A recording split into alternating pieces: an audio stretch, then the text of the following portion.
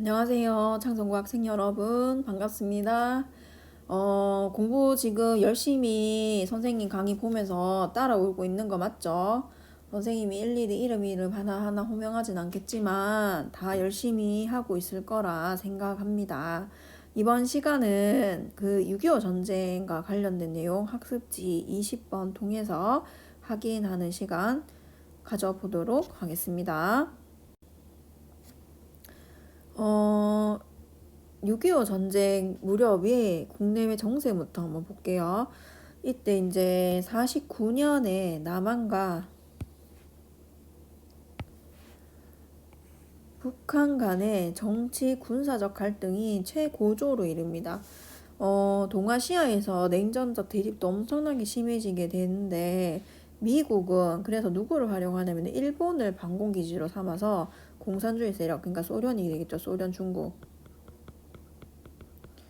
중국에 적극적으로 대응하는 전략을 추진을 했습니다. 그렇게 되면서 이 50년에 뭘 발표를 하냐면은 국무장관이었던 애치슨이 하나의 발표를 하게 됩니다. 애치슨 선언이라고 해서 발표를 하게 되는데 뭐냐 이게 애치슨 선언은 여기 밑에 한번 볼게요. 방위선을 설정을 하는데 방위선은 알류산 열도에서 일본을 거쳐 오키나와 필리핀 군도로 이어진다. 기타 태평양 지역은 군사적 공격으로부터 안전을 보장할 수 없다. 우리는 여기까지만 보호하고 보호해주지 않겠다. 그 선이 어디였냐면은 일본의 오키나와 필리핀 여기까지만 보호를 하겠다라고 이렇게 얘기한 거예요.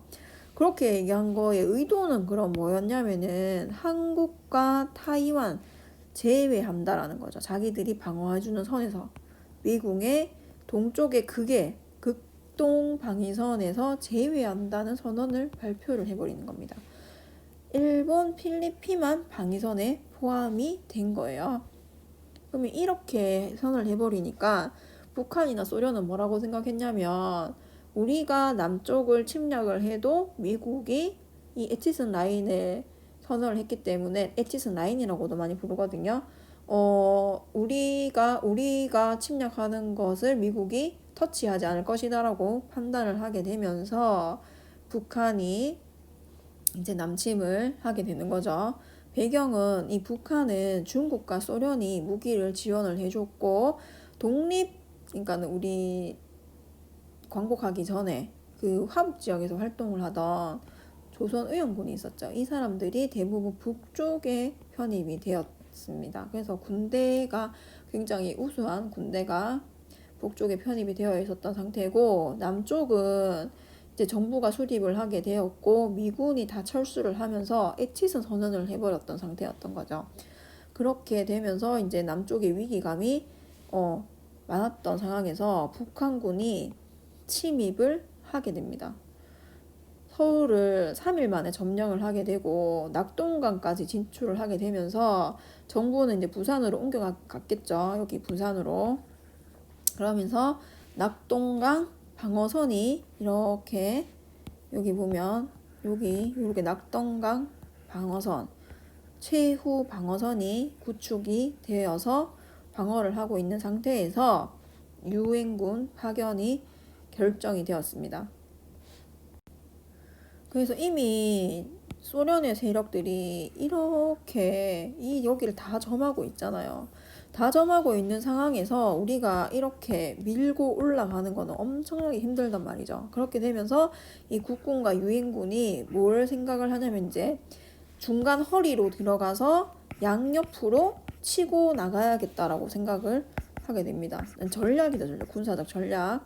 그렇게 되면서 이제 메가더 장군의 지휘 아래 인천 상륙작전을 벌치게 되고 성공을 하게 되죠. 그러면서 50년 9월 28일 서울을 수복을 하게 되면서 다시 위로 전진을 하게 됩니다. 그러면서 11월에는 여기 함흥까지 이제 돌파를 하게 된 압록강에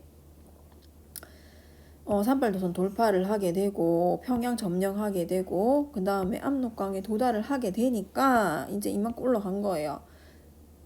중국군이 10월 달에 개입을 하면서 엄청나게 빠른 속도로 내려오게 됩니다. 그러면서 일사후퇴가 이루어지게 되면서 밑에까지 이 어디까지 다시 내려오게 되면 막 서울도 뺏기고 평택 인근까지 다시 내려오게 됩니다. 그렇게 되면서 다시 또 여기 서울도 재수복하게 되고 또 조금 더 올라가게 되고 뭐 이런 식으로 계속 이제 하게 된다라는 거죠. 일사후퇴 이후에 이제 238도선 선 부근에서 계속 이제 전선이 왔다 갔다 하면서 교착이 되는 현상이 지속이 되면서 소련의 제안에 따라서 정전 협상이 진행이 됩니다. 정전 협상은 이제 어떻게 진행이 되었냐 하면은 북한하고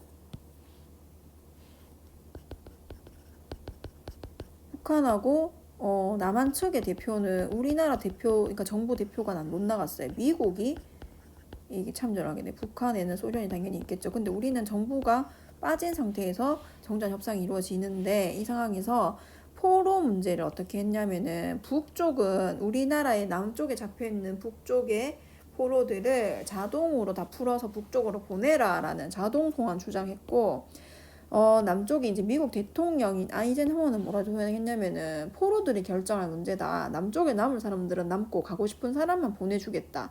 그게 포로들의 자유의지에 의한 자유 송환을 주장을 했습니다. 이런 상황에서 둘이 교섭을 하고 있는데 이 상황에서 우리는 이 협상에 정부가 못 끼어 있었다고 했잖아요. 이승만이 우리를 빼고 이제 하는 거에 대해서 하나의 큰 사건을 일으키게 되는 거죠. 거제도에 있는 방공 포로들을 그냥 거기서 다 풀어줘 버린 거예요.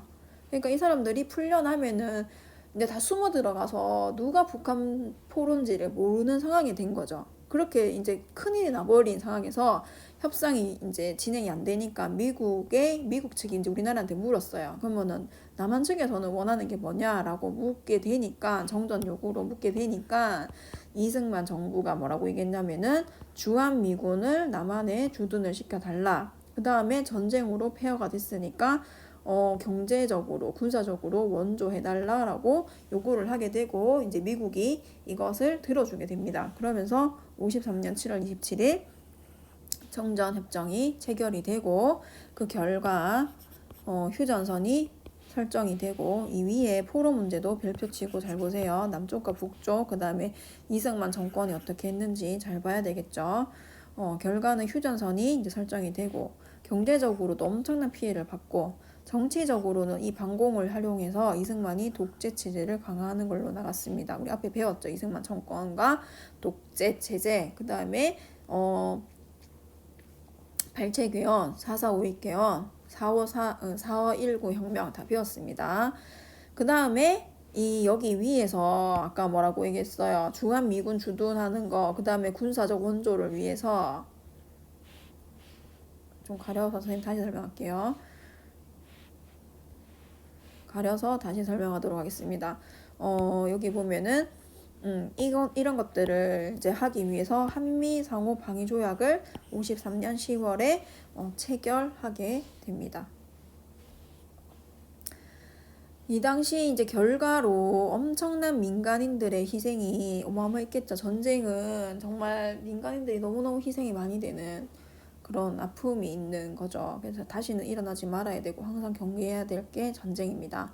그래서 국민보도연맹이라고 해서 보도연맹이라고도 보통 많이 부르는데 48년 정부가 좌익 전향자들을 보호 지도한다는 명분으로 단체를 하나 만들어서 좌익 성향이 있다라고 하면은 여기 이제 가입을 시켜서 보호 지도, 그러니까 감시하면서 지도한다는 명분으로 여기 다 가입을 시켜 놓은 거예요. 근데 이제 원래 튀지만은 상관없는 좌익이 아닌데도 이런 그냥 민간인들이 여기 막 가입이 된 사람들도 엄청 많았던 거예요. 그런데 그 이후에 아무런 법적 절차 없이 군경에 의해서 처형되는 사건이 발생하게 됩니다. 그 다음 거창 지리산 같은 곳에서 토벌 작전 같은 것들이 많이 일어났는데 좌익 유격대를 토벌하려고 했지만 그 지역에서 살고 있던 많은 민간인들이 학살되던 사건. 그 다음에 노근리에서 피난 가던 우리 그 민간인들에게 미군이 발포를 해서 엄청나게 또 죽은 사건. 그 다음에 이 북한군도 만만치 않게 인민재판 같은 것들을 열어서 좌익 계열이 아닌 사람들을 그냥 처형을 하고 그런 일들이 굉장히 많았습니다. 가슴 아픈 일들이죠. 그래서 6.25 전쟁은 앞에 선생님 그 교과서에 있는 지도를 실어놨는데 그거를 보면서 흐름을 한번 쭉 정리를 하면 되겠습니다. 어떻게 일어났는지 북침으로 전쟁이 일어나게 되면서 3일 만에 서울이 함락되고 낙동강 전선 구축을 해서 최후 방어선을 만들었는데 유엔 참전이 결정되면서 국군과 유엔군이 인천 상륙을 하게 됩니다. 그러면서 압록강까지 올라가게 되니까 중국군도 개입을 하게 되면서 다시 서울을 뺏기고 다시 서울을 재수복하고 이런 사건들을 교전하면서 정전협상이 있었다. 그리고 정전협상에서는 포로 문제가 제일 큰 문제였는데 어떻게 했다. 그것까지 잘 기억을 하면 되겠습니다. 오늘 강의는 여기까지 하도록 하겠습니다. 수고했습니다.